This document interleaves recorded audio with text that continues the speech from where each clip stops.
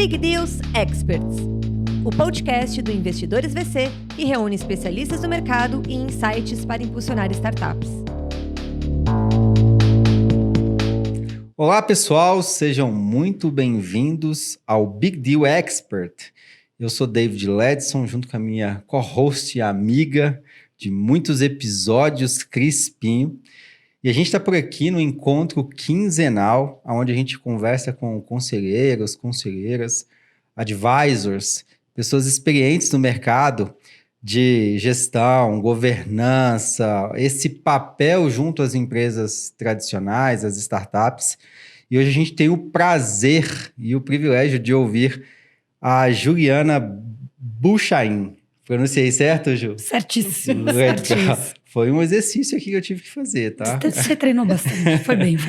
E antes da gente passar aqui para a Cris apresentar a nossa convidada, a gente gosta de destacar que esse é mais um episódio que é patrocinado pela Minimal Club e pela Moonbase. Você que está aí nos assistindo consegue ver o QR Code na tela e tem 15% de desconto em diversos dos produtos e 10% de desconto em outros. Se eu fosse vocês, olhariam lá, e é essa camisa aqui que eu estou usando, ó. A Cris também.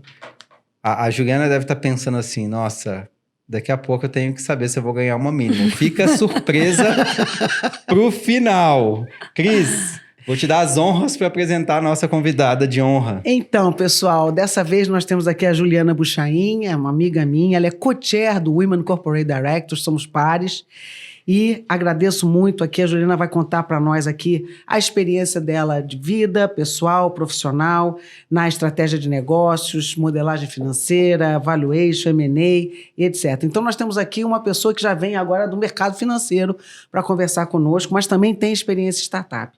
Então, Ju, muito obrigada por ter aceito o nosso convite. É um prazer ter você aqui. E como eu falei, aqui é um ambiente assim totalmente informal para a gente compartilhar com as pessoas que estão nos ouvindo generosamente, a nossa experiência e a nossa narrativa. Seja muito bem-vinda. Muito obrigada, Cris, muito obrigada. E eu queria antes agradecer o convite. Muito bacana, a história de vocês é interessantíssima. Hoje eu conheci um pouco mais, então estou bem contente de estar aqui e dividir um pouquinho da minha história. Legal, muito bom. Então, Ju, para a gente começar, a gente sempre começa assim, a palavra é sua e a gente quer que você conte um pouquinho da sua história profissional e como é que você chegou até aqui. Vamos lá. A minha história profissional é engraçada, né? As pessoas, elas começam assim muito jovens, já sabendo tudo o que elas querem, para onde elas vão. E praticamente, meu pai escolheu uma faculdade. Essa história é ótima também. Eu queria fazer engenharia. Aí meu pai falou, filha, você não tem nota para poli. E é o seguinte, eu não vou pagar a faculdade para você, que eu tenho mais 2 irmãos, então é bom você entrar na USP. Eu estudava no Bandeirantes na época. Então você vai fazer administração, que na FEA você vai passar, na USP você vai passar. Ah, beleza, fui fazer administração. E aí, deixei a vida me levar. Foi um pouco, deixa eu ver o que tem aí para eu saber os caminhos que eu vou. Então nunca tinha uma coisa super definida, né? Tem gente que já nasce querendo ser médico, tem gente que já nasce querendo ser engenheiro, tem gente que nasce querendo ser arquiteto. Eu estava no flow, querendo ser engenheiro, porque meu pai era, sabia que minha mãe é professora de história, sabia que eu não ia ser professora. Bom, então eu vou para administração, que é semelhante, e meu pai disse que eu ia passar na faculdade, então, Claro. Então eu vou para administração. E ali, eu tinha alguma facilidade com matemática, sempre tive, porque meu pai era estatístico, enfim, matemática era super fácil pra gente. Mas gostava muito das matérias de humanas, porque achava muito intuitivo, mas não era uma pessoa criativa para ir para marketing. Contabilidade, eu acredito se quiser, eu achava chatésimo. Acabei trabalhando um pouco com isso também. Microeconomia, eu lembro que na época também para mim era um horror. Hoje, quando alguém vem conversar comigo, eu falo assim, você não sabe o que você vai estudar? Vai fazer economia para estudar microeconomia. Mas só para contar como minha carreira começou de uma maneira que eu nem imaginava. E fui aplicando para os estágios. Meu primeiro estágio foi numa empresa de papel imprensa, de jornal, em marketing. Eu não me vi ali muito, saí e fui para um banco. E aí comecei a minha carreira sem saber como é que a banda tocava. Então foi, sabe, você não sabe nadar? Então te joga no... Sabe, já viu esse meme? Você sabe nadar? Não, então... Vamos aprender na prática. É isso, eu te jogo, você se vira, você vai sobreviver, você vai aprender a nadar. Foi mais ou menos assim que eu comecei a minha história no mercado. E muito nova, fui gestora de fundos, depois trabalhei no banco, depois fui para uma outra instituição. Dessa instituição fui para uma mesa proprietária do Itaú, depois voltei para a mesma instituição, que era o Crédit Agricole, que depois virou Amundi, trabalhando com o pessoal lá da França. E assim fiz uma trajetória de 20 e poucos anos no mercado. Depois fui sócia de uma gestora também. O que faz uma gestora de fundo? Imagina você explicando assim para os seus pais. Ai, essa pergunta é ótima, porque até hoje eles não sabem. Agora minha mãe entende mais ou menos, que ela conhece um pouco as empresas que eu estou no conselho, mas para explicar é difícil. Mas aqui que hoje uma gestora, no Brasil ou no mundo, você tem que compor uma carteira de papéis. O que é uma carteira de papéis? Eu preciso escolher algumas empresas que eu quero me tornar sócia. Então eu olho o perfil da empresa. Então vamos lá, peguei uma Gerdau. Gosto da Gerdau porque uma empresa bem gerida, com um bom conselho de administração, governança boa, um CEO excelente, uma boa estrutura financeira e que está passando por um momento muito bom, ajudado pelo macroeconômico. As vendas vão melhorar, simplificando. As vendas vão melhorar, as margens estão boas, etc. Peguei um exemplo de uma empresa que é cíclica, que não é exatamente assim, não é sempre assim, mas... E eu acho que o momento para o aço longo no Brasil é bom. Ótimo. Então, eu vou ser sócia dessa empresa por um tempo. Eu gosto da Raia Drogasil. Por quê? Porque é uma empresa de varejo, voltada para a saúde. Legal. Porque, além da família ser excepcional, né? Além da família ser ótima, tem uma governança exemplar, tem uma história de crescimento também, eles são muito competitivos, enfim. Eu vou colocar no meu portfólio também. Puxa, eu estou aqui com siderurgia, estou aqui com varejo. Como eu posso compor mais esse portfólio para não deixar o risco dessa carteira muito em siderurgia ou em varejo? Eu vou lá e vou escolhendo outras empresas para eu ter, então, uma carteira ou uma série de papéis que tenham, de preferência, não tenham tanta correlação de negócios, né? Então, eu posso ter uma Gerdau, posso ter uma Vale, posso ter uma Uzi Minas, mas se eu achar que o setor está muito bem e que é o ano do setor, se eu entender por todas as minhas análises macroeconômicas, entendendo China, entendendo Brasil, entendendo Estados Unidos, que os próximos 2 anos serão os anos da siderurgia e da mineração. Mas, preferencialmente, eu preciso compor essa carteira com outros papéis e que eu ache igualmente bons, ou que tenham igualmente uma boa performance esperada, para diluir um pouco o risco. Então, o papel do gestor é escolher os investimentos. No caso, eu era gestora de fundos de ações, então escolher as empresas que eu gostaria de ser sócia. Resumindo. Obviamente, o mercado brasileiro, ele é um mercado um pouco mais curto-prazista, é difícil você comprar um papel e falar, bom, vou ter esse papel 10 anos na carteira. É um cenário que não existe no Brasil. No Brasil, você está muito preocupado com o trimestre seguinte, você está mais preocupado com o que vai acontecer dos próximos 6 a 9 meses, do que, de fato, se é uma grande história para 5 a 10 anos. Não todo mundo, obviamente, tem fundos que estão aí mostrando performances com essas apostas de olhar de médio e longo prazo, mas assim, tem uma história, parênteses, né? Eu trabalhei na Amundi, que é a maior gestora europeia, e eu estava numa reunião com o time de Global Emerging Markets, e eu soltei, olha, mas esse caso aqui é muito longo prazo, é coisa para 2, 3 anos. A mesa veio abaixo, todo mundo começou a rir. Falei assim, como assim longo prazo? Conceito de longo prazo, é 2, 3 anos. diverge. Isso aqui é de curto prazo. Pois é, mas no Brasil, os investimentos, eles têm um outro olhar, porque aqui tudo é muito mais volátil. Então, o mercado brasileiro, ele representa um pouco isso também. Então, acho que eu resumi e respondi a sua pergunta. Claro, ficou muito claro. E legal para o nosso público que nos acompanha entender sobre investimento mais conservador, moderado, um pouco mais agressivo. A gente categoriza um investidor que faz a nossa formação aqui, um investimento em startup, como uma modalidade. Dentro dos ativos de alto risco, ele investir em startup, alocar parte do recurso que ele tem em investimentos de alto risco, em equity, em alguma startup pontual. Então, você conseguiu construir para a nossa audiência toda a jornada, ou seja, como escolher o seu portfólio, como entender o tamanho da alocação, mercado, segmento, porte, empresas nacionais, internacionais. No caso das startups, eu vou investir em um HR Tech, uma FinTech, uma Health Tech, em uma InsurTech, eu conheço os founders, eu entendo o propósito, eu conheço o time, o estágio de maturidade dessa startup em relação ao que ela se propõe entregar dentro do tempo.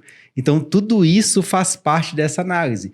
E para o nosso público entender, isso a gente está falando de um ativo de risco nessa categoria e em equity, onde a gente aposta muito mais ali nos empreendedores. Mas ficou muito boa a explicação. E startup ainda tem outras questões, né? Você mencionou muito bem, né? Várias interessantes, que nós vamos puxar aqui e a gente quer explorar bastante esse seu conhecimento da economia real e a gente trazendo isso para essa nova economia de como a gente consegue dar essa amplitude para os nossos ouvintes, né? De como eles conseguiriam ver valor e compreender o jogo que eles estão jogando. Que na maioria das vezes os próprios empreendedores não entendem esse mundo de investimento. Legal. Mas conta pra gente, como que você consegue enxergar esses dois mundos coexistindo? Essa pergunta é ótima. Em 2016, 2017, eu estava um pouco repensando minha vida. Então, eu vou começar a construir um outro caminho. Foi quando eu comecei a construção para o caminho de conselho. E fui abrindo algumas janelas, né? Portas. Então, fui entender um pouco mais investimentos de impacto, como era o cenário de impacto, como era esse ecossistema de investimento de impacto. Ainda estava começando, mas já tinha bastante coisa, já tinha uns fundos bem estruturados, enfim.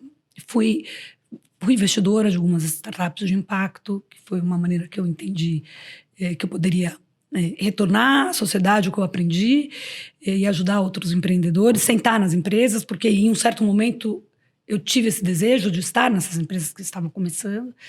Mas fui abrindo aí um monte de portas e janelas, e quando chegou naquele boom de fintech, health tech, todos os techs ali da vida, as edutechs. Sopinha de letrinha. Quando chegou eu falei, não, agora eu preciso não só investir, mas como eu preciso estar nesse ecossistema. E, obviamente, para quem vem de um lugar de ambiente, de ações de capital aberto, empresas de capital aberto, com balanço, auditado, com investidor, com relações com investidores disponível para você o tempo todo, com informações amplas, abertas, compreensão de mercado, você tem um ambiente que não existe em startup. Então, para mim, foi um choque. Eu tive que me adaptar. E a primeira lição que eu tive foi, olha, o empreendedor. Sim. Quem é o empreendedor? Porque você não tem balanço.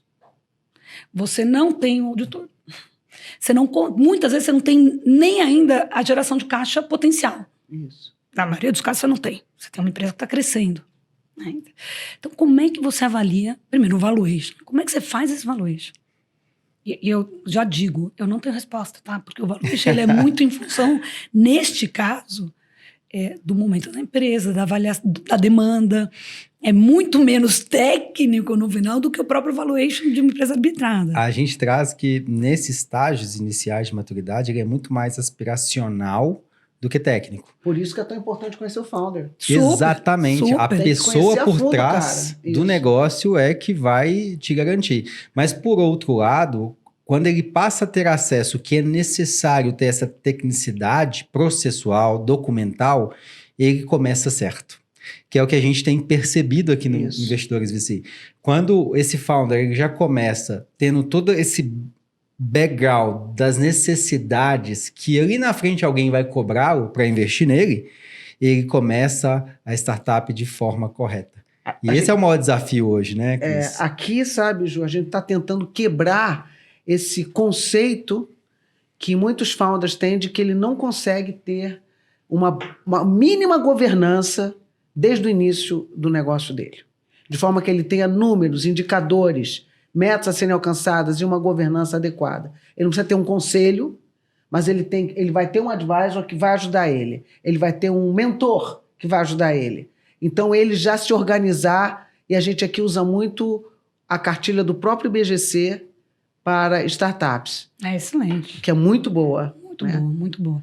Cris, é super importante isso, porque a gente veio de um momento de muita liquidez. Foi. Desde 2008, uma liquidez pós-crise, uma liquidez gigante no mercado, que causou uma série de distorções. Sim. E valuation, primeira delas. Foi uma delas. Isso mesmo. E ainda o momento da pandemia também. Então a gente usava uma expressão no mercado acionário que era "there's no alternative", que a gente chamava de TINA, vocês devem ter ouvido essa expressão, que era para justificar, puxa, não tem alternativa, então você vai comprando ação, você vai comprando equity, você vai comprando... E a referência de preço, ela muda. Então tem até, você começa a ler os relatórios de bancos, teorias, etc. Quando você começa a buscar novos múltiplos ou nova forma de precificar uma empresa que não nos múltiplos tradicionais, já é um sinal de que alguma coisa que... Não, peraí, que... tantas vezes receita, tantas vezes... o meu valuation é por número de usuários. Quando você começa a ter uma criatividade nesses múltiplos, é sinal de que você já não tem a história inteira para contar. E não estou falando para a gente não usar essas métricas. Claro que a gente tem que usar. Aliás, temos que escolher as métricas, inclusive as que são menos tangíveis no sentido de geração de caixa, né? Mas que, porque no final são números ali, a gente está tangibilizado de alguma maneira. Mas a gente tem que usar essas métricas para tentar olhar os caminhos possíveis e o que a gente está valorizando. Mas quando a gente começa a ir para um lado muito criativo de valuation, muito criativo de múltiplos, você tem um sinal já... E quando o custo do dinheiro é muito barato, que foi o que aconteceu nos últimos anos nos Estados Unidos e aqui. Impressão desfreada de dinheiro, você, obviamente, teve um impacto absurdo. Todo mundo achar que liquidez era uma coisa normal. Não, junte-se a isso ao fato também de, naquela época, não se dar tanto valor à própria governança. Então, enchia aquelas de dinheiro as startups que não sabiam sequer o que fazer com aquilo tudo. Exato. E olha, Cris, vou te falar, a governança, eu vou só abrir um parênteses aqui, depois a gente volta para a questão da startup, até empresas de mercado aberto, muitas vezes em booms como esse, de ciclo, se perde também. Ela também fica, não se perde, mas ela fica em segundo plano. E aí, muitas vezes, as linhas de argumento, elas também se tornam, nossa, mas por que isso, por que aquilo? E aí os argumentos são rasos. Então, quando você tem um advisor, quando você tem uma governança bem estruturada, você consegue aprofundar nas questões que são relevantes para o negócio. Né? Então, eu entendo que esse seja um papel essencial para um empreendedor. Que ele tenha alguém que ajude a fazer essas perguntas e que ele consiga ter essas respostas. Porque uma das coisas, por exemplo, que eu olho quando eu estou fazendo um investimento além do empreendedor, e eu gosto de fazer um bom background check, se eu não conheço a pessoa, vou perguntar, bom, quem é? E como essa pessoa é vista? Tento pegar... Me acha alguém que fala mal dessa pessoa? Porque Fantástico. Eu preciso... E quando eu fazia gestão de fundos, também era assim. Eu estou usando exemplos aqui, quaisquer, né? Assim, não tem nenhum... Então, pegar um outro exemplo. Eu quero comprar Petrobras. Então, eu vou olhar a Petrobras, quem tem buy e quem tem sell. Você tem os analistas sell-side, que eles classificam as empresas, que tem o que eles acham que é compra e o que eles acham que é para vender. Eu lia, obviamente, os que eram para comprar, mas eu precisava sair do viés de confirmação. Então, eu fazia questão de falar com quem tinha sell no papel. Por que você não gosta desse papel? O que você está vendo que eu não estou? E com o investidor, startup, você tem que fazer isso com o empreendedor. Quem é este empreendedor?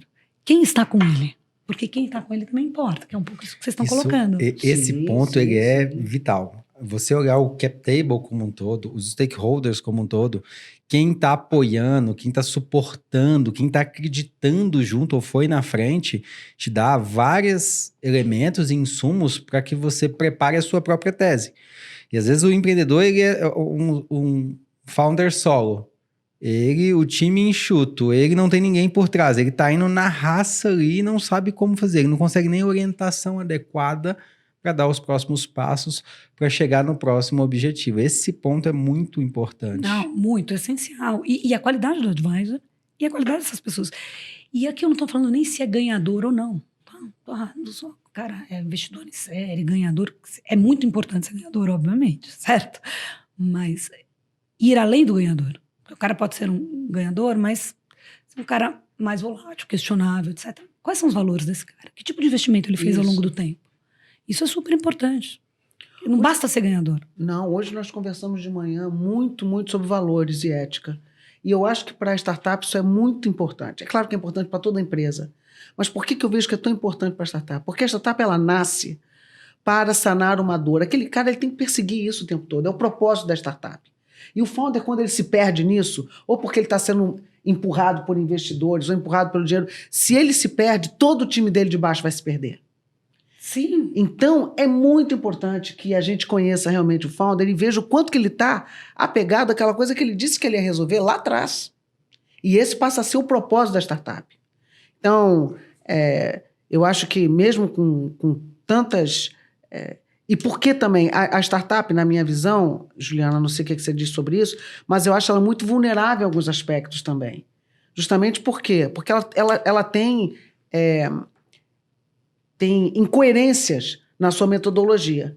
Então, ao mesmo tempo em que você tem, nós estávamos falando sobre isso, você tem que avançar muito rápido, vender muito rápido, crescer muito rápido, você tem que ter uma robustez naquelas metas a serem perseguidas, nos indicadores que você tem, e de forma que você possa realmente passar a segurança para o investidor e você possa atrair o dinheiro e fazer um crescimento consistente. Eu uso essa palavra, você está falando de consistência. Isso. Né? E essa consistência e o próprio perfil do empreendedor, é isso que vai dar longevidade para essa startup, inclusive nos tempos ruins. É isso que dá o goodwill, né? É isso que vai trazer para essa empresa a confiança. Então, peraí, esse cara está numa segunda, terceira rodada, as coisas... Mas deixa eu escutar essa história direito, porque se é um cara que tem consistência, se é uma turma que está bem estruturada, e isso é um salto, né? Ou é um buraco, porque todo mundo passa por isso, todas as empresas passam. Eu citei nomes de empresas aqui excelentes que, por óbvio, já passaram por dificuldades. E passam e vão passar, porque existe um cenário acima de tudo isso, né? Um cenário competitivo, um cenário macroeconômico. Então, tudo isso influi. Então, se eu tenho um buraco, que para o investidor, em geral, é um bom momento de entrada, o que você vai levar em conta? A consistência, a estrutura, a história que ele contou e a história que ele está contando. Então, o que vai garantir sobrevida em algum momento ou longevidade para o empreendedor é a seriedade, os valores, a estrutura e a consistência. Eu não tenho dúvida. Eu estava conversando sobre isso na hora do almoço com a Amore. Falei, Amore, por que você acha que a gente tem que colocar mais dinheiro nessa startup? Ele falou, mãe, porque eu conheço o founder. É isso. Respondeu todas as perguntas com uma. Com uma só. Sem Falei, dúvida. não, porque eu conheço o founder, eu sei. Então, é isso mesmo. E a outra coisa da resiliência, que eu vejo, Juliana, e que deve valer também para startup, que eu vejo nas empresas da economia real, eu adoro quando você fala isso. Uma é real, a outra não é nada, a outra é virtual. É virtual, isso, é um holograma. É um holograma. Da economia real é que a resiliência também ela é garantida pelas pessoas que trabalham na empresa. E essas pessoas vão responder adequadamente a uma crise, que agora é o que mais tem na vida, né? São crises que a gente não consegue prever, a partir do momento em que elas acreditam para que elas estão trabalhando ali. O propósito? Exatamente. Sem dúvida. Vale sempre. Quer dizer, você buscar o propósito, a missão, a causa de por que você está ali é fundamental. Por que você levanta? Né? Você Exatamente. sai da cama de manhã. Exatamente. Isso é Isso é transformacional, né? Quando você trouxe um contexto histórico da crise de 2008, e nós nunca tínhamos vivido, pelo menos nas últimas décadas. Depois da crise de 29, a crise de 2008 ali foi aquela coisa que todo mundo falou, é novo. E nos últimos 20 anos, a gente já teve algumas dezenas de crises muito parecidas. No último ano, a gente teve a quebra de 2 bancos gigantescos, Silicon Valley Bank e um outro que eu não me lembro o nome agora, mas a gente vai, nessa resiliência, se acostumando com isso, essa impressão desfreada. As premissas de análise de negócio, elas estão perdendo as referências. Isso está dificultando a análise dos negócios. E você foi falando, eu fui refletindo, eu falei, olha, eu não tinha pensado sobre essa perspectiva. O pêndulo, ele foi demais, ele tá voltando e a gente não tá achando o ponto a qual ele vai parar e a gente fala, aqui é a referência. E a Cris traz muito isso. Quando você já não tem mais essas referências, você tem que se apoiar nos valores, no propósito. Sem dúvida. Na referência pela qual você escolheu investir naquele empreendedor. É como o Amaury disse, eu conheço o founder. Por mais que o mercado esteja inconsistente, você tenha dificuldade ali de entendimento do modelo de negócio, da proposta de valor, da forma de monetização, você sabe que aquele founder vai encontrar uma saída no processo de construção do negócio. Isso é essencial. Essencial. Muito interessante. Você tocou num ponto de crises e do valuation, né? Que foi um ponto que a gente trouxe aqui. E eu queria até trazer uma outra perspectiva. Eu acho que a gente viveu essa euforia de uma maneira muito forte. Agora a gente teve que fazer um ajuste, que é isso que você está falando. A gente perdeu a referência. E aonde está o pêndulo agora? Eu acho que a gente está num momento um pouco mais regulador de valores, né? No sentido, já não estamos mais num estresse. A gente já não precisa mais se assustar e retrair. Não, peraí que eu não sei o que vai acontecer. É claro que o cenário é sempre, em definição, em cenário macroeconômico, eles andam com uma certa... andam juntos, obviamente, às vezes em maior grau, às vezes em menor grau. Mas agora a gente está num momento onde o dinheiro tem um custo, ainda relativamente alto, tanto lá fora quanto aqui. Mas já não há uma perspectiva de um susto maior, né? Então, de voltar para... por enquanto, né, pelo menos o cenário, de voltar para taxa de juros mais alta. Então, agora a gente já consegue trabalhar com um cenário mais suavizado. Isso também facilita para o empreendedor. E o bom empreendedor, o que tem uma boa estrutura por trás, ele vai ter essa conta, ele vai fazer a conta. O dinheiro custa. O investimento custa. Então, o empreendedor que tem a ciência de assim, que tipo de retorno, ou o que eu estou construindo aqui, em 5 a 10 anos, vai passar em muito o custo de capital dessas pessoas que estão investindo comigo. Se ele consegue ter essa ciência, e obviamente de uma maneira, não precisa ser refinada, mas e pode ser também em forma de conhecimento de mercado, de convicção, alinhado com propósito, etc. Mas se você tem essa visão do custo desse capital, também te traz mais responsabilidade naturalmente, e naturalmente você vai se estruturar, porque você vai ter essas respostas para os seus acionistas, para os seus investidores.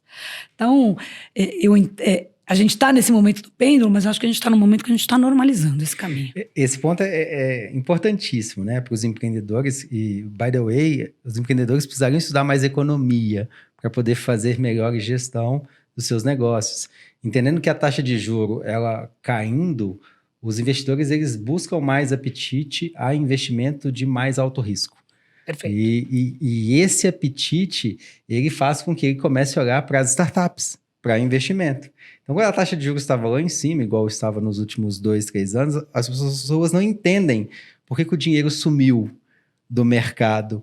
E como a coisa começa a entender e você entende a sazonalidade desse processo e você se prepara para ser percebido nele, mais chance você, empreendedor, tem de receber um aporte, um investimento. Sem dúvida. E ser observado. Sem dúvida. E juntando um pouquinho o que você está comentando, que o que a Cris falou muito, que vocês falaram sobre propósito, sobre valores, quando você tem um desejo, então, do investidor, né, de diversificar e começar a virar sócio, porque a gente falou, quando eu sou gestora de fundos de ações, por mais que a gente esteja dissociada disso no mercado, na B3, né, você virou sócio de alguém. Sim. Você vai ser sócio da Gerdau, você vai ser sócio da RD, você vai ser sócio da Aria, você vai ser sócio do Banco ABC, você vai ser sócio de empresas boas que você conhece, que você ganha, que você confia, enfim, você vai ser sócio dessas empresas. Quando você vai para startup, isto tem que ser, parece que é um pouco mais óbvio, mas não é, isso tem que ser premissa. Eu estou agora, neste momento, virando sócia deste empreendedor, que eu confio, que eu fiz o breakout check, que eu pedi para alguém falar mal para mim, ninguém conseguiu falar mal, não achei nenhuma referência, ou se eu achei, eu entendi que não era que não era relevante, enfim. E eu gosto da dor que ele resolve. Então, assim, eu estou alinhado. Então, quando eu fui fazer meus primeiros investimentos de startup, eu busquei empresas que eu compartilhava de valores e entendia que era uma dor a ser resolvida. Claro. Então, este olhar, né, além do macroeconômico, quando você chega nesse momento, é lembrar que você virou sócio desse empreendedor e deste negócio. Né? Então, além de tudo, tem que ter esse alinhamento. Né? E eu acho que tem um outro aspecto também que o investidor pode ajudar, e aí nós estamos falando de nós aqui que somos investidores em startup, e eu já tenho batido isso um pouco na tecla aqui no nosso curso. As startups, elas nascem para resolver uma dor, mas não necessariamente essa dor, ela vai levar você a pensar nos aspectos da sua responsabilidade social ou a sua responsabilidade na sustentabilidade do planeta ou coisa parecida. Porque no início ela está só preocupada com o seguinte, como é que eu vou sobreviver? É isso. Exato. Preciso respirar, né? Preciso respirar. Eu vou pagar a conta amanhã. Só que faz parte desse crescimento também, e hoje a sociedade vai cobrar, e já está cobrando, que você tenha, sim, um olhar também ESG. Total. Não precisa ser... G a gente está falando aqui que tem que ter mesmo. Então, G é o seguinte, meu filho. Se você não conseguir ter o G, você vai ter problema lá na frente. Então, a gente já está avisando isso.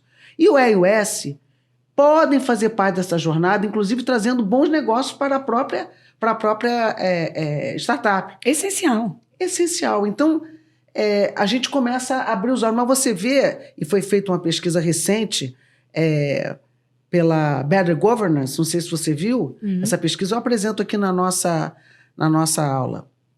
As startups ainda estão muito, muito imaturas com relação a colocar no seu negócio, na sua matriz de risco, os riscos associados suas externalidades com relação a ambiente social e desenvolvimento, etc. Então, não faz parte do pensamento ainda da maioria delas essa preocupação de sustentabilidade nesse aspecto não financeiro. É interessantíssimo isso. Com os investimentos que eu fiz já focado em empresas que tinham impacto social. Viu? Então, eu já fiz... não, a não ser quando ela já tem isso no CERN. Não, isso. Eu vou chegar nesse ponto. Então, que era o ponto que eu estava tentando fazer lá atrás, que era no último papo, nessa minha última... nessas últimas colocações, que para o investidor, quando a gente falou então de macro, depois de perfil de investimento e alinhamento com o investidor, o empreendedor buscar os investidores Isso. que queiram investir em saúde, que queiram investir em educação. Então, olha, esse fundo aqui, ou essas pessoas aqui, essa pessoa veio de educação, você vai buscar também, além de tudo, investidores que sejam parceiros e que, de alguma maneira, num primeiro momento, até agreguem no negócio. Então, você vai buscar quem esteja alinhado. Agora, a preocupação do ESG, né, eu acho que é quase uma premissa para você chegar lá na frente muito mais estruturado. Assim, é quase uma alavanca. E é difícil de ver, porque realmente você está preocupada em pagar o boleto do dia seguinte, você está preocupada em, nossa, como é que eu vou... Só que hoje, Juliana, é o que você está falando, as empresas, vamos para um segmento bem tradicional, as empresas de óleo e gás, hoje, que não apresentam algum tipo de preocupação na descarbonização da sua cadeia, não conseguem dinheiro. Esquece. Então, quanto tempo você acha que vai levar para essas startups também começarem a ter dificuldade perto de outras? Eu tergiversei um pouco, porque era esse ponto que eu queria chegar. Se você não sai... A gente precisa buscar alinhamento entre o investidor e o empreendedor, certo? O investidor hoje está muito mais educado. É óbvio que a gente quer rentabilizar, a gente quer triplicar o dinheiro, mas existe um alinhamento. A gente está falando aqui de perfil do empreendedor, a gente está falando de valores. Como é que o ESG não está nessa? Se o empreendedor é já uma pessoa que tem na sua base algum alinhamento, que tem valores que já refletem de alguma maneira, ou seja, uma estrutura de governança mais adequada ao tamanho, cada empresa tem a governança que é adequada a ela mesma, e um olhar para o social e para o ambiental, o fit para o investidor também é outro. E aí, de novo, você tem um ambiente de investimento de impacto que muita gente quer fazer hoje. E as grandes fortunas também, por exemplo, buscam muito isso. Então, você tem um alinhamento já natural. Então, se não vai pelo amor e não vai pela dor, você tem que escolher um caminho. Você não vai pelo amor, você vai pela dor. Você vai em algum momento, porque isso vai te impactar. Ou você não tem esse goodwill que garanta... O goodwill, exatamente. Que garanta, de novo, então a segunda rodada, a terceira rodada, a proximidade com o empreendedor, a longevidade da empresa, enfim. Eu estou super alinhando. Eu acho que é essencial e admiro uma geração nova de empreendedores não ter essa premissa. Infelizmente ainda foi essa pesquisa, ela não é antiga não, essa pesquisa é de 2020, final de 2022. É recente, relativamente recente. Em algum momento o financeiro vai falar mais alto nesse aspecto, inclusive. E como você já pontuou, para algumas empresas já falam. Você pega uns green bonds com taxas melhores para captação. Isso. Por exemplo. Então, e tem duas premissas, né, do ESG. Primeiro é o do no harm. Essa é básica. Assim. Essa é a seguinte.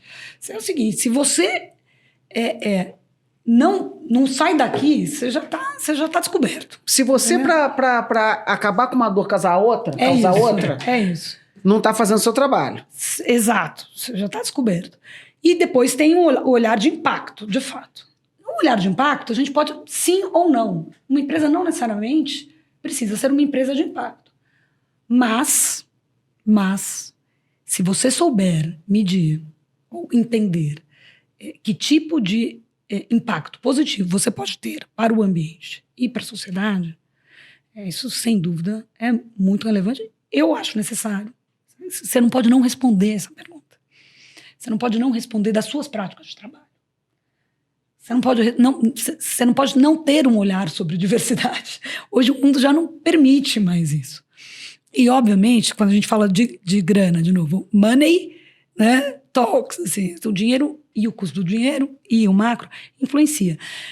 Quando a gente está num momento de crise, num momento de custo de dinheiro muito alto, num momento onde você está precisando respirar para depois entender, essas pautas elas perdem um pouco na relevância. Exato. É normal. É normal, claro. É normal. Que não significa que ao longo do tempo elas não terão seu papel devido. Um pouco de relevância, mas elas não desaparecem. Exatamente. Elas não podem desaparecer. Exatamente. Porque na empresa que já nasce com ela lá, ela não vai desaparecer. Ela vai ficar um pouquinho mais fraca e depois ela volta num momento de mais tranquilidade. Agora, as empresas que já nascem sem isso, elas desaparecem mesmo. Total. Nem aparecem. E tem o gráfico, né? Nada é linear. As tendências, elas não vão... É assim, é normal. Você está aqui, depois você dá uma... Só que você traçar a média, a curva vai lá para cima. Mas tem momentos que você vai dar mais importância para isso, momentos menos importância. Depende do ambiente que você está inserido, enfim. Mas não significa que essa tendência sumiu. Então, eu escutei muito os últimos 18 meses um questionamento sobre ESG. Essa pauta perdeu um pouco de relevância, etc. De maneira alguma. Não, tem os detratores lá do Texas, entendeu? Conhece os detratores do Texas? Então, os republicanos detratores do Texas fazem um esforço miserável para acabar com essa pauta. Eu acho que não tem mais volta. Não, mas não tem como não ter mais volta. E tem questões hoje que parecem tão óbvias. Você fala, não é possível que a gente está discutindo isso.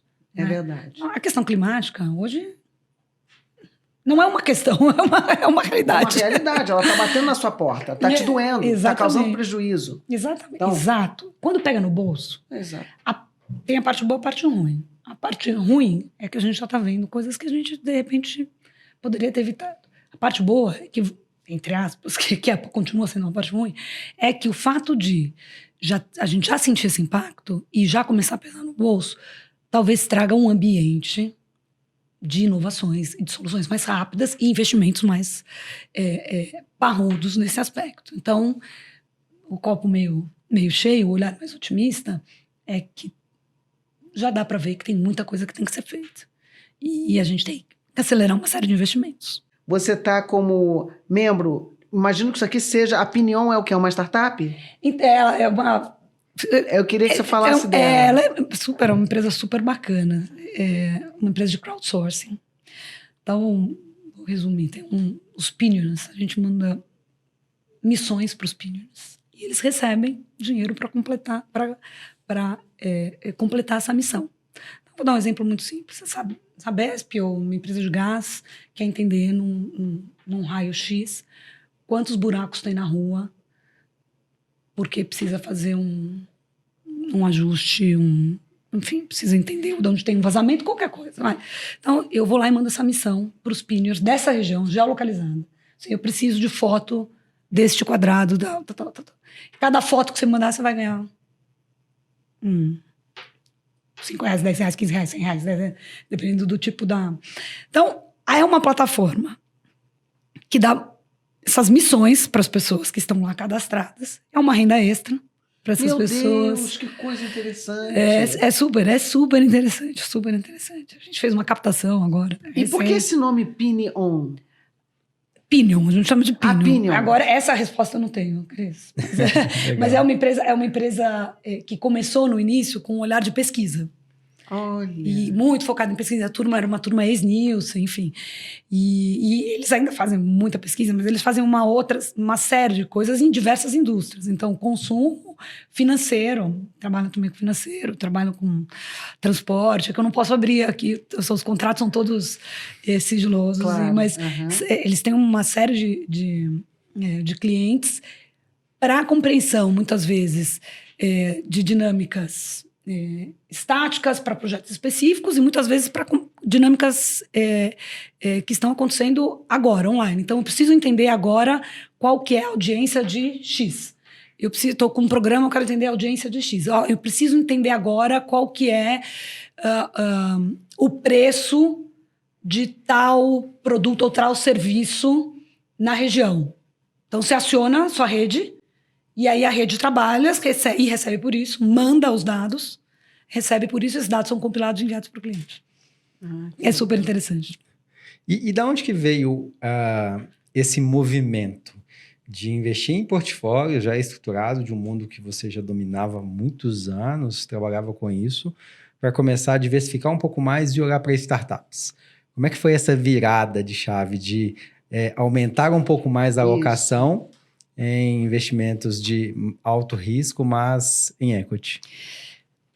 É uma boa pergunta, sabe que eu nunca tinha parado para pensar, mas olhando agora para trás, tinha um hype, certo? Que provavelmente me influenciou. Então, acho que eu fui influenciada pelo meio. Sim. Fui influenciada por curiosidade. E eu sempre tive um desejo de estar muito próximo do que eu chamo de economia real. de estar muito próximo de empreendedor. Eu não sou empreendedor, eu não tenho um perfil empreendedor. Já pensei muitas vezes sobre isso. Eu não tenho esse perfil. Mas eu tenho desejo de estar perto de quem empreende. Até acho que tem, até pela complementariedade. E aí esta vontade de estar próximo de uma construção de um negócio fez com que eu investisse nessas empresas. E é super desafiador, porque eu fui forjada num meio onde tudo está muito nas caixinhas. Está tudo na caixinha. Uma startup não é assim. Não é assim. Tenho uma das empresas que eu inclusive fui do conselho quando ela começou, que é a Mais 60 Saúde. Os empreendedores eram médicos também. Então, eles estavam na clínica e na consulta. Então, você entender essas dores, essas dificuldades, os caminhos, também, para mim, tinha um certo fascínio. E tinha um outro lado. Eu sou muito movida por contribuir. Eu gosto de contribuir, eu gosto de ajudar. Isso me faz bem. E quando você chega com um outro olhar mais estratégico de empresas que já estão estruturadas, etc., obviamente você tem que saber traduzir isso, senão você chega lá aqui em cima falando um monte de coisa e o cara olha pra você e fala, legal, desce pro chão agora, vem aqui pro chão de fábrica comigo e vamos ver como é que a banda toca, né? Porque não adianta você chegar na teoria, e foi uma lição que eu aprendi, inclusive também em conselho, que o analista, o gestor de fundo, ele fica da tela pra cá, e se ele não fizer um trabalho muito forte de entender qual é a dinâmica real que acontece por trás, né, atrás da planilha do Excel, você fica olhando muito, você não tem a perspectiva de fato real do que é um negócio, das dinâmicas que que o negócio sofre, ou do empreendedor, ou da própria empresa de capital aberto. Eu demorei muito tempo para entender a importância da cultura e de pessoas dentro de uma empresa. Verdade. Por ser uma pessoa de exatas e finanças e planilha, etc., eu quase que ignorava esse assunto. E na maioria das vezes a cultura, o empreendedor, ele te dá muito mais insumo que a planilha de Excel. Mas sem dúvida. E você Sem consegue tirar conclusões sobre o negócio conversando meia hora, uma hora com ele, com o time, entendendo a dinâmica e o viés que você estava na planilha de Excel. Você fala, pô, peraí, tem algo que eu não consegui identificar. Mas foi nesse momento de você migrar para a startup que você começou a ter mais essa sensibilidade? Foi super importante. Porque eu, conversando com as pessoas, eu falava, mas como é que você chega no valuation aqui? Claro. Te tirou dos números. Não, a primeira pessoa que eu conversei com isso, acho que ele nem sabe disso, foi o Marcel, da Dynamo. E ele olhou para mim e falou assim, era uma conversa com mais gente. Eu falei, mas Marcel, e aí? Qual que é o seu decisor? Qual a decisão final? O que mexe O elemento tácito. No final, o que te dá o sim ou não? Ele olhou para mim e falou assim, o empreendedor. E na época, me fez muito sentido, porque quando eu olho as empresas que eu invisto, eu já fazia isso intuitivamente, certo? Olhar quem é o dono do negócio. Quem é o dono do negócio? Importa quem é o dono do negócio. O mercado gosta muito de corporation, né? Adora corporation, etc. Uma série de razões. Mas importa o dono do negócio. Importa. Corporation, aí o conselho tem que ter um super papel, tem que ter mais importante mais ainda, né? Mas, enfim, em todo momento o conselho tem que ter um papel muito relevante olhando para o futuro da empresa. Mas eu já fazia isso intuitivamente. Só que aí, a partir do momento que eu tive que sair da planilha e buscar outros olhares para conseguir consolidar essa tese de investimento que eu estava fazendo, eu fui obrigada a ir para pessoas. E aí foi uma construção. Então, e essa construção ainda está em evolução. Está em evolução. Você perguntar para mim, o que você mais aprendeu em conselho hoje? Pessoas.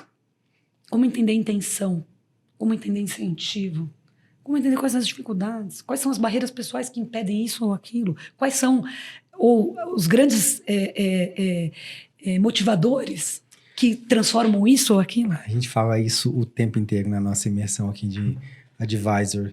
A gente às vezes fica muito preso em modelo de negócio, proposta de valor, mercado, TAM, SAM, SOM, um monte de sopa de letrinhas, business plan, e esquece de olhar para as pessoas por trás daquele negócio.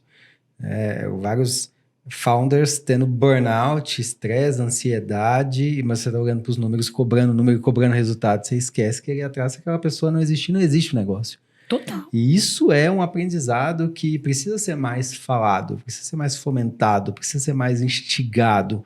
Como que a gente entende de negócio? Entendendo de gente, entendendo de pessoas. Total. Essa cultura, pessoas, é um dos fatores determinantes para o sucesso do negócio. Ponto. Ô Ju, me conta o seguinte, quando é que você achou que você estava pronta para ser conselheira? Excelente pergunta, Cris. Tem duas respostas para isso. A primeira eu achei que eu fui forjada para ser conselheira. Assim, a minha construção de carreira me permitiu ser forjada para o negócio. Essa é uma primeira. Por quê? Estou lendo uma parte só, tá? Porque eu aprendi a analisar negócios muito rápido. No mercado financeiro, você chega numa reunião de 40 minutos com o CEO, com o CFO, e você já estudou um pouco, então, mas você tem que decifrar o negócio ali. Então, você vai falar, o que você é? Eu sou especialista em reuniões de 40 minutos. Porque é o tempo que você tem com o CEO, com o CFO, para tentar extrair um diagnóstico do negócio. Então, e eu me especializei em diagnósticos. Só que o analista tem um lado mais... você se especializa para ver furos também nos cases, né? E no conselho você tem que ter um outro olhar. Um olhar propositivo, um olhar positivo.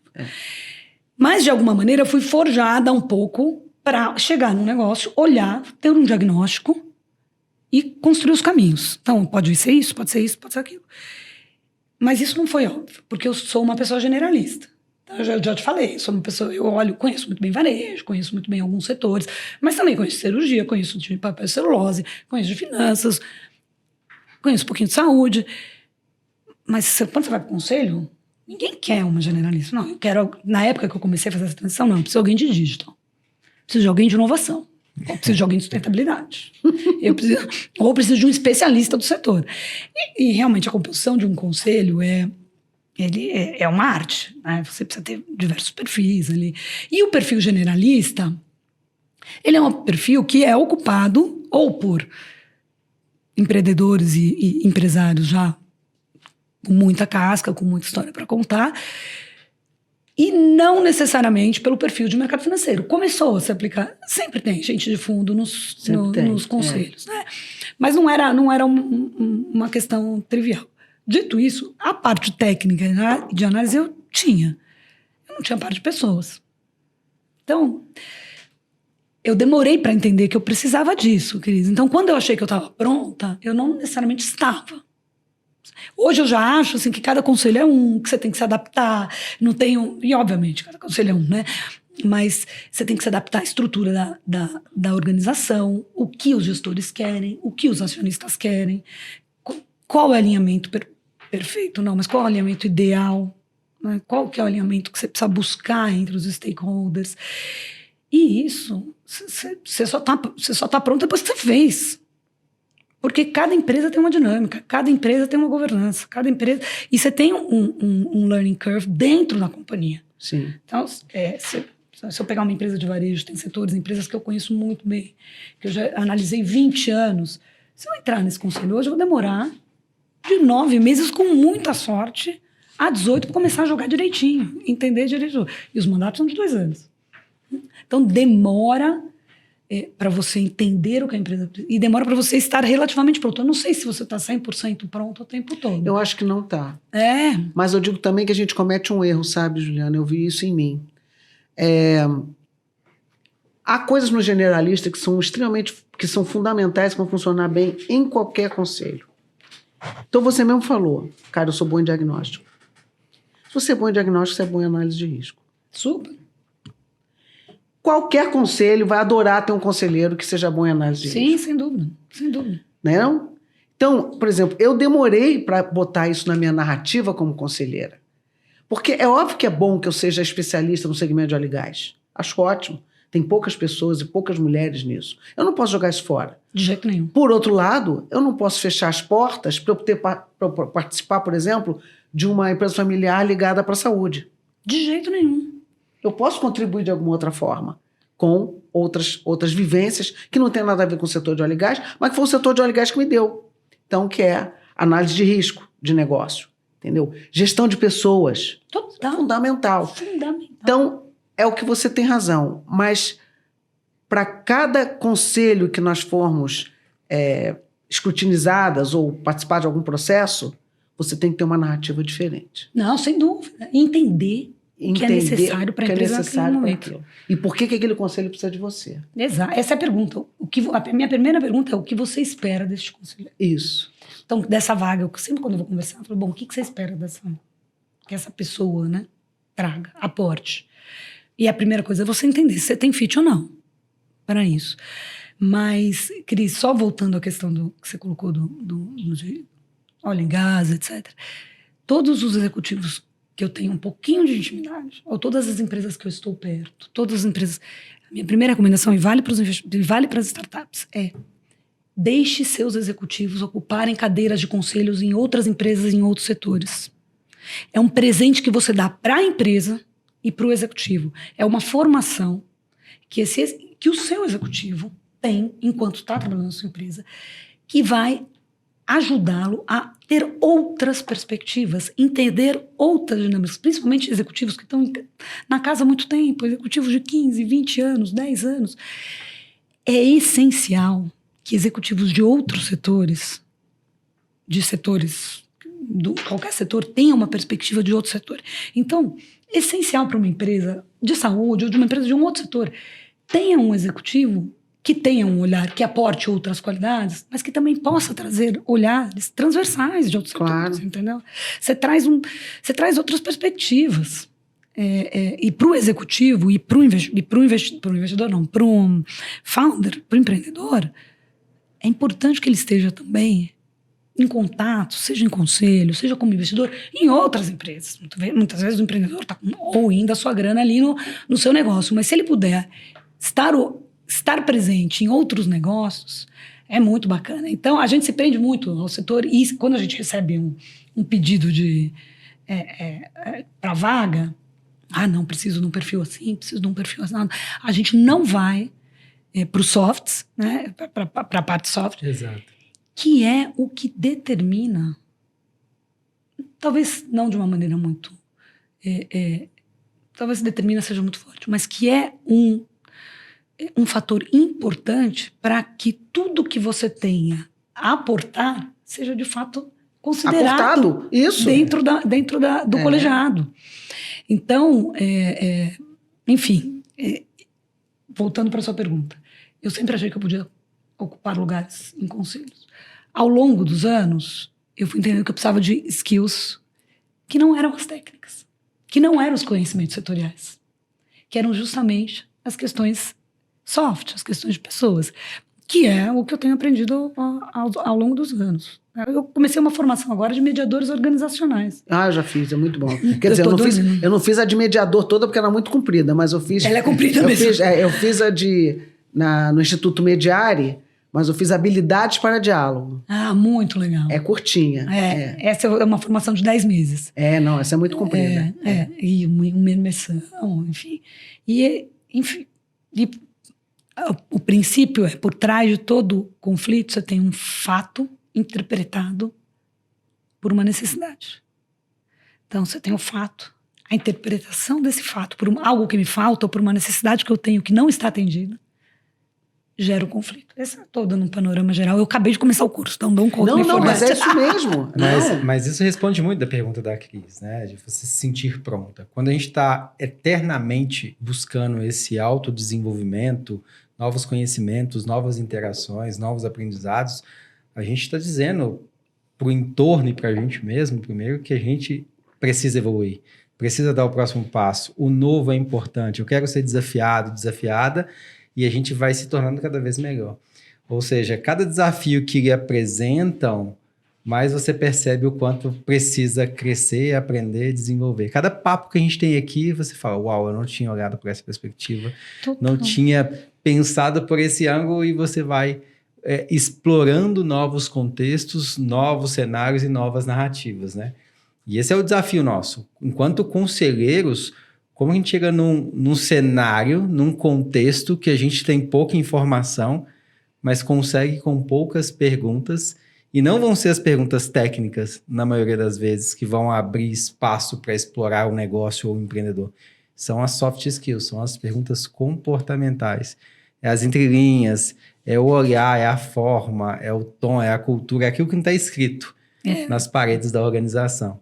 E isso é o diferencial que a gente observa nos bons conselheiros, né? Conseguem ser multitask. Tem que ser. Você não pode não ter a Cris falando aqui sobre ser generalista, a gente precisa, de fato, assumir aquilo que nós somos bons, e nós também temos essa amplitude. É como se fosse o cinto do Batman. Você tem um monte de ferramentas.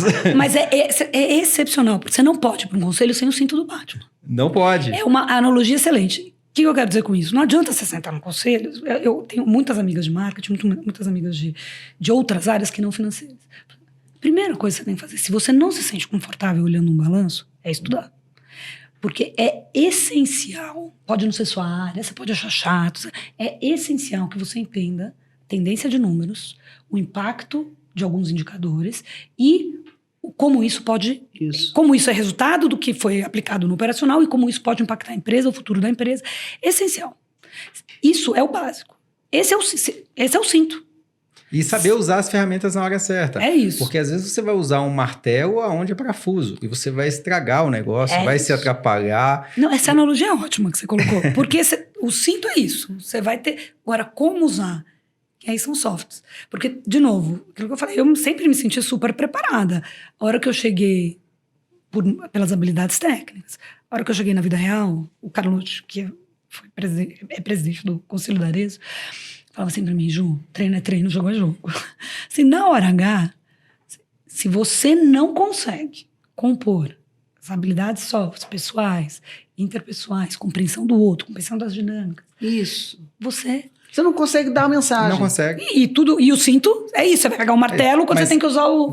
Você vai ser contratada pelo currículo, que é isso. técnico, e vai ser demitida Vai. pelas skills, Vai. que são Ou vai comportamentais. continuar pelos corpos Ou vai ser isso. prejudicada, ou vai atrapalhar a organização. Então, Isso. às vezes as pessoas elas tentam dar a carteirada curricular técnica, achando que isso vai sustentar a carreira ou vai ajudar o conselho. Não vai.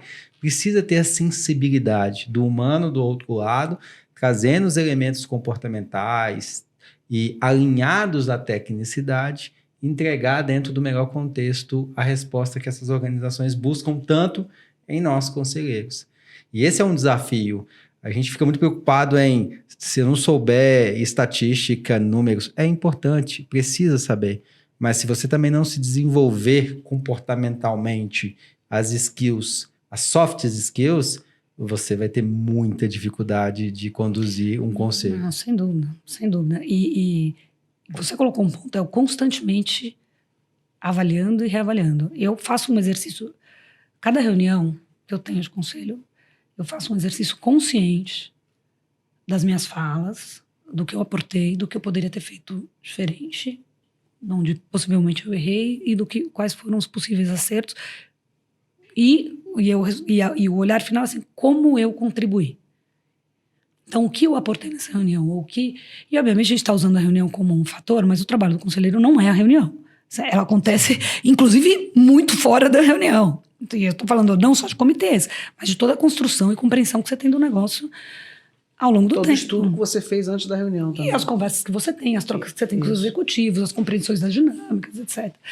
Então, eu uso a reunião como base porque tem que ter marco, né? Então, nessa reunião, o que eu poderia ter colocado diferente? Como foi essa conversa? Como foi?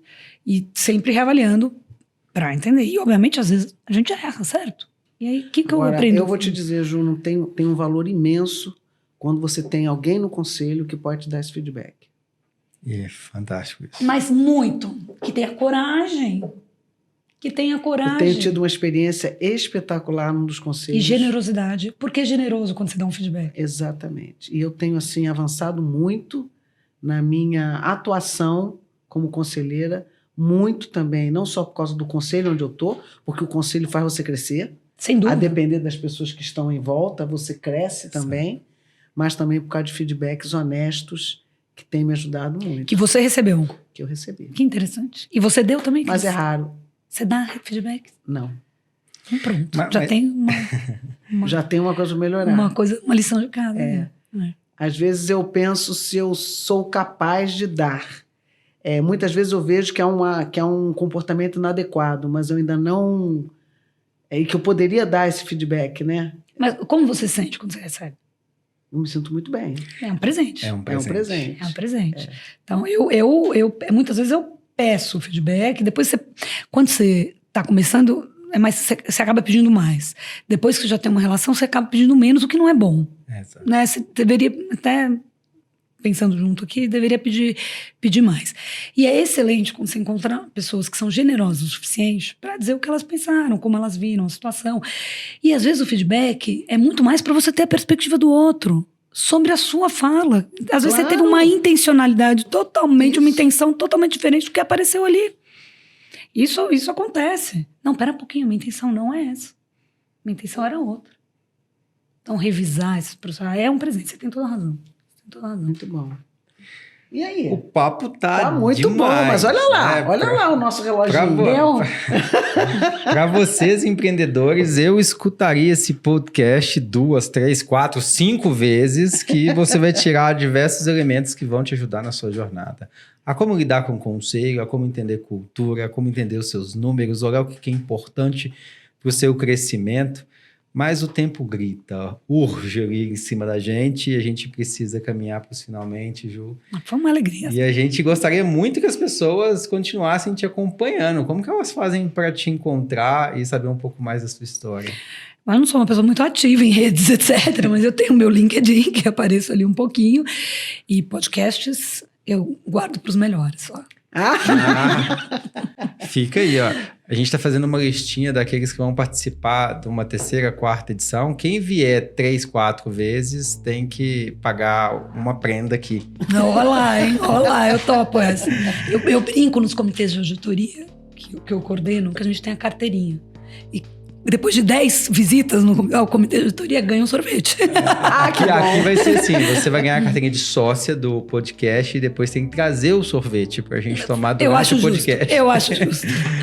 Mas pra gente ir pros finalmente, a gente tem aqui a Moon Basic, que é um presente pra você. É a linha conhecer. feminina da Minimal Club. do Minimal Club. Ah, que legal. Que eles só tinham pra masculina. A que eu tô usando é masculina, tá vendo? Fica a dica, Bento, ó. Então agora, você que é pequenininha, bem magrinha, essa daí com certeza Depois vai ficar linda em eu você. experimento e mostro pra vocês. Legal. Muito obrigada.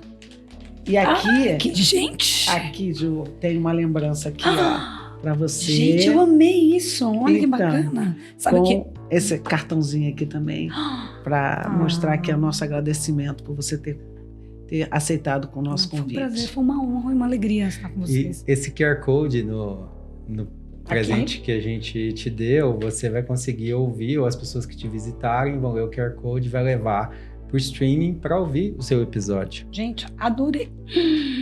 Adorei. Isso aqui precisa pegar. Gente, achei o máximo. Sabe pra onde vai isso aqui? Meu marido, ele é triatleta. E ele tem, no meu escritório, ele ocupou o meu escritório. Ele se ocupou, se adonou do seu escritório. Isso. E ele tem um troféu, medalha, sabe o que? E eu tenho alguns dos meus, das minhas histórias bacanas pra contar, mas muito pequeno. Ele se apossou. Isso aqui eu vou colocar em cima do troféu dele. É brincadeira. Já tem espaço pro nosso quadro, então, no seu escritório. Não, tem com certeza. Você vai criar um espaço no seu Não, escritório. eu vou tirar um pouco das medalhas que estão ali, Muito porque esse aqui bom. tá muito mais bacana. Muito legal, pessoal, para vocês que continuam nos acompanhando. Sigam a gente nas redes sociais, investidores.vc. A gente tem as imersões de investidores.vc, advisor, founders e tudo aí que você pode acompanhar nas nossas redes sociais. E para você que quer acompanhar a Cris, os artigos que ela publica ali, Cris, como que a turma te encontra? Então, eu sou muito ativa no LinkedIn, Cristina Pinho, Instituto Luiza. Eu sou o David Ledson e vocês me encontram em todas as redes sociais. Muito obrigado, pessoal. Obrigado, Ju. Obrigada a vocês. Muito Cris, obrigada. Obrigada, Ju. Por Muito mais obrigada. um episódio. E esse é o 15º. Aninha? 15º episódio. 15º Isso. episódio. Se você não acompanhou, já coloca ali na sua playlist e acompanhe todos os demais. Eu posso abrir Um abraço, aqui, pessoal. Obrigada, pessoal. Tchau.